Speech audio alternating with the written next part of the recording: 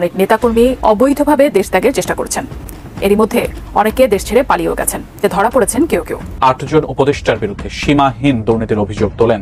সমন্বয়ক এনসিপি আছে ৫০ বার করে রাষ্ট্রপতি ফাঁসি হবে, আওয়ামী লীগ আসবে 100% আসবে ইনশাআল্লাহ।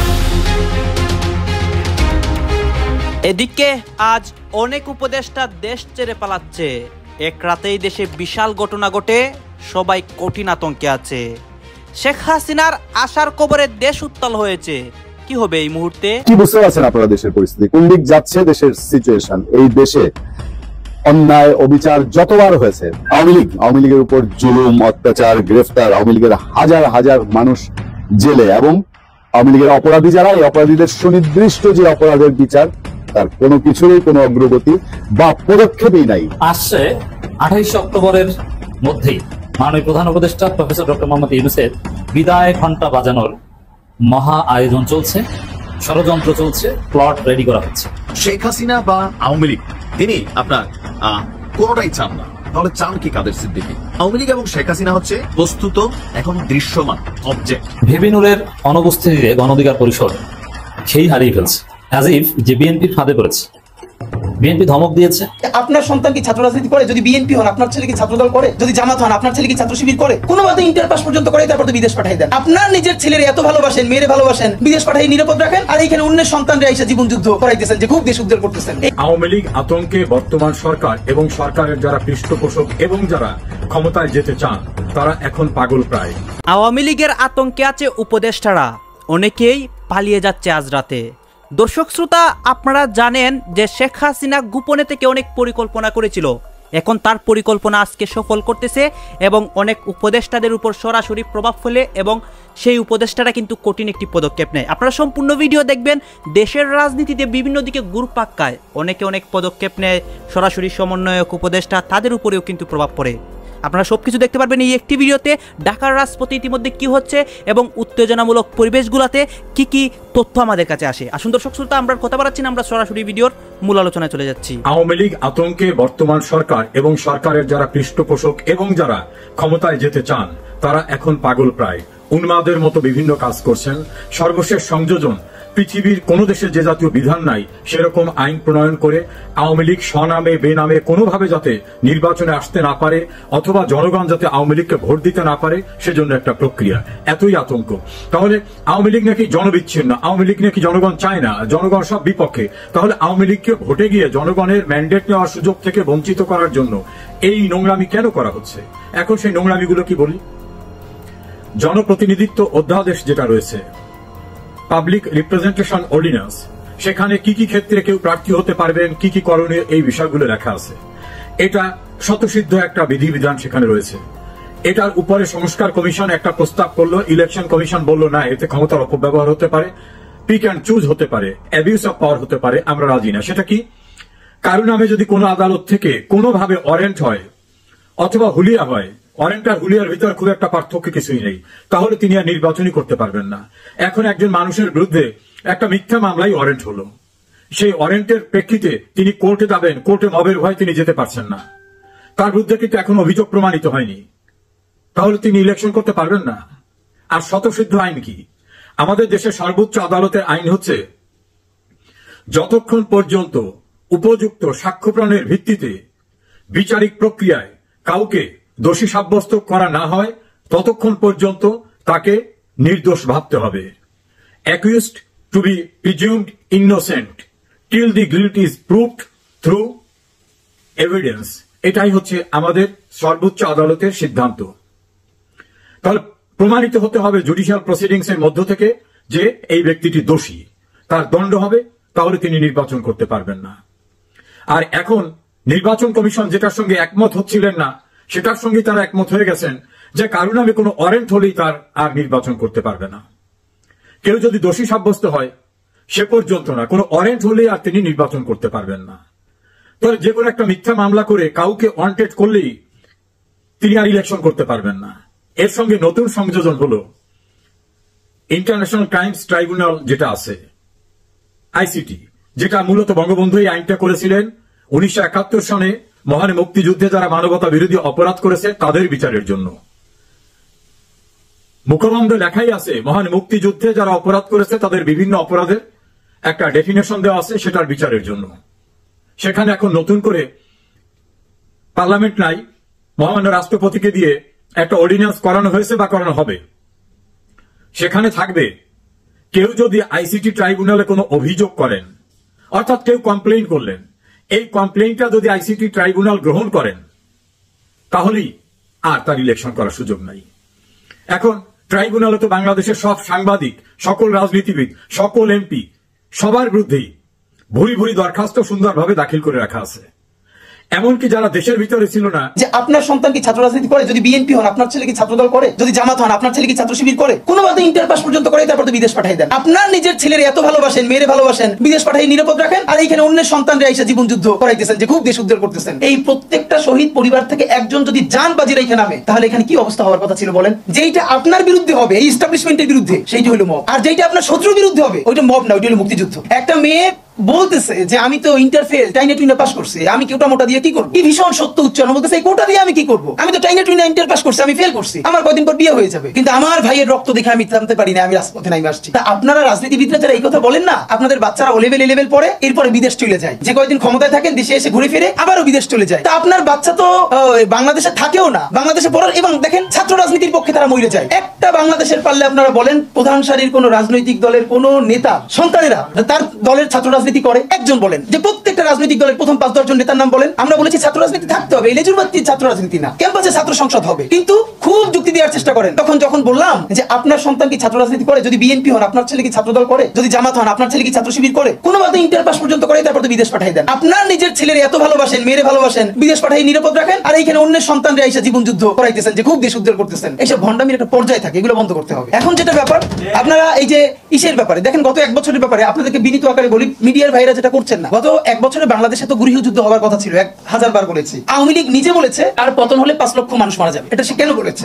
এটা শুধু এই কারণে বলে নাই আওয়ামী লীগকে ভয় দেখানোর জন্য না, সে জানে অনেস্টলি সে কত মানুষকে গুম করেছে, খুন করেছে, হত্যা করেছে। এই প্রত্যেকটা পরিবারের একজন করে মানুষ যদি আওয়ামী লীগের বিরুদ্ধে রুখে দাঁড়ায় তাহলে তো আওয়ামী লীগের এখানে আও থাকার কথা না। আপনি ভাবেন পিলখানা থেকে শুরু করেন যতজন অফিসার, সাপ্লাই যত গণহত্যা, এরপরে নিরাপদ সড়ক আন্দোলন থেকে শুরু করে প্রত্যেকটা জায়গায় সর্বশেষ জুলাই মিনিমাম যে 1500 শহীদ, এই প্রত্যেকটা শহীদ পরিবার থেকে একজন যদি জান বাজি রেখে নামে তাহলে এখানে কি অবস্থা হওয়ার কথা ছিল বলেন? অথচ অবাক হই এইরকম গণহত্যার পরেও জুলাইয়ের শহীদের কোনো পরিবার কোনো রিভেঞ্জ নিল না। এবং এখানে অবশ্যই বিএনপি, জামাত ইসলামী, অপরাপর প্রধান রাজনৈতিক দলকে আমরা ধন্যবাদ দিয়েছি, তারা অত্যন্ত বিচক্ষণতার পরিচয় দিয়েছে, তারা রিভেঞ্জ নেয় নাই, মানুষকে দমিয়ে রেখেছে। কিন্তু এই গত 1 বছরে, এবং খেয়াল করেন মবের একাডেমিক সংজ্ঞা যদি ধরি, আমাকে খালেদ মহিউদ্দিন ভাইও জিজ্ঞেস করবার চেষ্টা করলো একই টকশোতে, মানে মব কি মানে হইলো, মবের এখন ভালো সংখ্যা হইছে যেইটা আপনার বিরুদ্ধে হবে, এই এস্টাবলিশমেন্টের বিরুদ্ধে, সেইটা হইলো মব। আর যেইটা আপনার শত্রুর বিরুদ্ধে হবে ওইটা মব না, ওইটা হলো মুক্তিযুদ্ধ। বাংলাদেশের স্বাধীনতার ইতিহাসে সবথেকে নিকৃষ্টতম ভয়াবহ মবের নাম শাহবাগের সন্ত্রাস। যেই শাহবাগের সন্ত্রাসের মধ্য দিয়ে বাংলাদেশের প্রথম বিপরীত রাষ্ট্রকল্প তৈরি করে এখানে প্রত্যেকটা রাষ্ট্রীয় প্রতিষ্ঠানকে ধ্বংস করা হয়েছে, বাংলাদেশের বিচার ব্যবস্থা, বাংলাদেশের আইন ব্যবস্থা, সচিবালয় সবকিছুকে গুড়িয়ে দেওয়া হয়েছে। সেই শাহবাগ সন্ত্রাস না, সেই শাহবাগ মব না, সেই শাহবাগে প্রত্যেকটা জাতীয় দৈনিক প্রথম পাতায় লিড নিউজ করেছে তারা কখন মোম জ্বালাচ্ছে। আমি নিজে দেখেছি শাহবাগে, তো দিনের পর দিন আমি দেখেছি, যখন 40 থেকে 50 জন লোক মাত্র দুপুরে লোক নাই, তখন আসছে 28 অক্টোবরের মধ্যেই মাননীয় প্রধান উপদেষ্টা প্রফেসর ডক্টর মোহাম্মদ ইউনূসের বিদায় ঘন্টা বাজানোর মহা আয়োজন চলছে, ষড়যন্ত্র চলছে, প্লট রেডি করা হচ্ছে। দর্শক, চারদিকে নানান আয়োজন। ইউনূসের অধীনে নির্বাচন হবে না। ভারত, আরো নানান গোষ্ঠী উঠে পড়ে লেগেছে যে নির্বাচন হোক ফেব্রুয়ারিতে, কিন্তু ইউনূসের অধীনে না। এবং আওয়ামী লীগের ষড়যন্ত্র, ভারতের ষড়যন্ত্র এবং জনগণের একটা প্রত্যাশা এক জায়গায় মিলিত হয়, সন্দেহ, সংশয়, উত্তেজনা, গুঞ্জন আরো বাড়ছে। যদি এরকম হতো যে ইটস অ্যাবসলিউটলি আওয়ামী কনস্পাইরেসি আর conspiracy, nothing more than that, তাহলে সমস্যা হতো না। কিন্তু এখানে সমস্যা হচ্ছে যে জনগণ সুষ্ঠু নির্বাচন চায়, ইউনূস আবার সুষ্ঠু নির্বাচন আয়োজন করতে সক্ষম নয়, তিনি একটা কারচুপি নির্বাচনের দিকে যাচ্ছে। আবার ইউনূসের অধীনে কোনো নির্বাচন হতে দিবে না, এটা আওয়ামী লীগ এবং ভারতের ষড়যন্ত্র। প্ল্যানটা কি? প্ল্যানটা হচ্ছে এই নভেম্বর মাসেই, মানে 28 অক্টোবর কেন্দ্রিক প্ল্যান, যে এই সময়ের মধ্যে তত্ত্বাবধায়ক সরকার রেস্টোরেশনের যে রায় সেটা আসবে, এবং তারপরেই সেনাপ্রধান বা যে কেউ বিভিন্ন গোষ্ঠী চেষ্টা করে ইউনূসকে সেফ এক্সিট দিয়ে দেবে যে আপনি চলে যান, আপনি নির্বাচন আয়োজন করতে পারেন না। এদিকে জামাত সহ অনেকে তো সংস্কার ছাড়া নির্বাচন চাই না, ইউনূসের অধীনেই সংস্কার ছাড়া নির্বাচন চায় না, এবং তারা এইভাবে জাতীয় নির্বাচনে রাজি না, তাদের অনেক দাবি দেওয়া আছে। এখানে পরিস্থিতি কাজে লাগানো খুব সহজ, বলবে যে ইউনূসের বিদায়, আপনি চলে যান, বাধ্য করবে যেতে নতুন কোন তত্ত্বাবধায়ক সরকার। আর এই উপদেষ্টা পরিষদের মধ্যে যারা ঘাটতারামি করবে, যারা নিরাপদে দেশ ছাড়তে রাজি হবে না, যারা দেশেই থাকতে চাই, ঠিক আছে আপনারা এই নতুন তত্ত্বাবধায়ক সরকার থাকেন, রেখে দেবে, সমস্যা নেই। মানে আওয়ামী লীগের মিশন হচ্ছে at any cost Awami League বিহীন কোন নির্বাচন তার হতে দিবে না ঠেকাও। এই জন্য নেক্সট অ্যাসাইনমেন্ট হচ্ছে সরাসরি নির্বাচন বানচাল বা এগুলো তো বলতে পারবে না তারা বলতে পারবে যে ইউনূসের অধীনে নির্বাচন নয়, তত্ত্বাবধায়ক সরকার অধীনে নির্বাচন। এখন তত্ত্বাবধায়ক সরকার এবং তত্ত্বাবধায়ক সরকার কেন্দ্রিক যে রায়টা কোর্টে আসতে যাচ্ছে, যেটা সংবিধান সংশোধনের সাথে রিলেটেড, এইটা নিয়ে বাংলাদেশের পরবর্তী রাজনীতি হবে। এমনকি দেখেন, উপদেষ্টা আসিফ মাহমুদ একটা কথা বলেছে যে ডিসেম্বরে যারা নির্বাচন চেয়েছিল তারা এখন আর নির্বাচন চায় না। হোয়াট ডাজ ইট মিন? ডিসেম্বরে কারা নির্বাচন চেয়েছিল? এখন বলবেন যে বিএনপি ডিসেম্বরে নির্বাচন চেয়েছিল, তারা এখন নির্বাচন চায়, তারা ফেব্রুয়ারিতে নির্বাচন চায়। তারা বলছে যে আল্লাহ ছাড়া কেউ ঠেকাতে পারবে না ফেব্রুয়ারিতে নির্বাচন। তাহলে আসিফ মাহমুদ ডিসেম্বরে যারা নির্বাচন চেয়েছিল এতদিন, তারা এখন নির্বাচন চায় না, এটা বলতে বিএনপিকে বোঝান নাই। আর জামাত ডিসেম্বরে নির্বাচন চায় না, জামাত মূলত ফেব্রুয়ারিতে নির্বাচন চেয়েছিল আগেও, এখনো বলছে যে ডিসেম্বরে হলো সমস্যা নেই, তবে এই সংস্কারগুলো হতে হবে, নির্বাচন হতে হবে সুষ্ঠু। এই 240 আসন বিএনপিকে আগে দিয়ে দিবেন যে চুক্তি করে এসেছেন, এটা চলবে না। তো এই জায়গায় ডিসেম্বরে নির্বাচন তারা কারা চেয়েছিল যে এখন তারা চায় না? এটা হচ্ছে ওয়াকার, সেনাবাহিনী। ওয়াকারের স্পষ্ট কথা ছিল ডিসেম্বরের মধ্যে নির্বাচন হতে হবে, কিন্তু ওয়াকার ডিসেম্বর শব্দটা উচ্চারণ করেন নাই, যিনি উচ্চারণ করেছেন 18 মাসের মধ্যে নির্বাচন হতে হবে। এটা ওয়াকারের জুরিসডিকশনের বাইরে ছিল। 18 মাসের মধ্যে নির্বাচন না কত মাসের মধ্যে, এটা বলার কোনো অধিকার ওয়াকারের ছিল না, কিন্তু তিনি 18 মাস ফিক্সড করে দিয়েছিলেন। 18 মাস ফিক্স করেছেন কার পরামর্শে? এটা ভারতের পরামর্শে। সে 18 মাসের পেছনে অনেক দলিল আছে, যেমন ডিসেম্বর নির্বাচন হলে এর মধ্যে আওয়ামী লীগের বিচার সম্ভব না, এই কারণে ডিসেম্বর নির্বাচন চেয়েছিল। আবার ডিসেম্বরের মধ্যে নির্বাচন হলে অনেক জেনজি ভোটার, প্রায় 30-35 লক্ষ নতুন ভোটার বাদ পড়বে, কারণ নির্বাচনের আগের দিন তো আর ভোটার তালিকা হালনাগাদ করবে না, কমপক্ষে 5 মাস আগে বা 4 মাস আগে, সর্বনিম্ন 3 মাস আগে, 3 মাস না তারও আগে ভোটার তালিকা হালনাগাদ করতে হবে, চূড়ান্ত ভোটার তালিকা প্রকাশ করতে হবে। এই জায়গায় জেনজি ভোটার, এটা ভারতের জন্য থ্রেট। এই জেনজি ভোটাররা মুক্তিযুদ্ধ ব্যবসাও খায় না, আর তারা সবাই প্রচন্ড ভারত বিরোধী। এই জায়গাটায় ডিসেম্বরের নির্বাচনের একমত ছিল, এখন তারা ডিসেম্বরের নির্বাচন চায় না। এখন কি চায়? যে নির্বাচনে যখন ইউনূসের অধীনে নির্বাচন না, নির্বাচন হতে হবে নতুন তত্ত্বাবধায়ক সরকার অধীনে। এখন তত্ত্বাবধায়ক সরকার রায়টা নভেম্বরের আগে, দ্যাট মিনস 28 অক্টোবরের আগেই হতে পারে, সম্ভাবনা রয়েছে। এটা হলেই সাথে সাথে যেন এটা কার্যকর করা যায়, নতুন একটা তত্ত্বাবধায়ক সরকার দায়িত্ব নেয় নির্বাচনকালীন, কারণ এটা অবশ্যই একটা সংকট। কোর্ট এবং প্রধান বিচারপতি আশঙ্কা প্রকাশ করে বলেছেন যে তত্ত্বাবধায়ক সরকার ফিরিয়ে দিলে কখন থেকে কার্যকর হবে। অ্যাটর্নি জেনারেল বলেছেন এটা আপনারা ঠিক করে দিবেন কখন থেকে কার্যকর হবে। আপনারা যদি বলে দেন, এটা অ্যাটর্নি জেনারেল বলেন নাই, যেটা বলেছে তার অর্থ হচ্ছে আপনারা যদি বলেন এখন থেকে কার্যকর, তাহলে এখন থেকে, আর এখন থেকে কার্যকর বলে ইউনূস সরকার বাতিল হয়ে যায়। এই ষড়যন্ত্র চলছে। এই জন্য প্রধান বিচারপতির সাথে অনেকগুলো কারণে দেখা করেছে, তার মধ্যে একটা কারণ হচ্ছে এটা।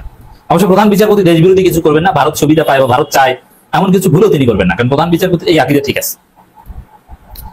এবং ওয়াকারের বিভিন্ন প্রতিনিধি অ্যাটর্নি জেনারেলের কাছেও গিয়েছিল যে আইনের কোন ফাঁক করে ইউনূসকে সরিয়ে বা সেফ এক্সিট দিয়ে নতুন কোন সরকার অধীনে নির্বাচন করা যায়, এই জন্য অ্যাটর্নি জেনারেলের কাছেও পাঠিয়েছেন।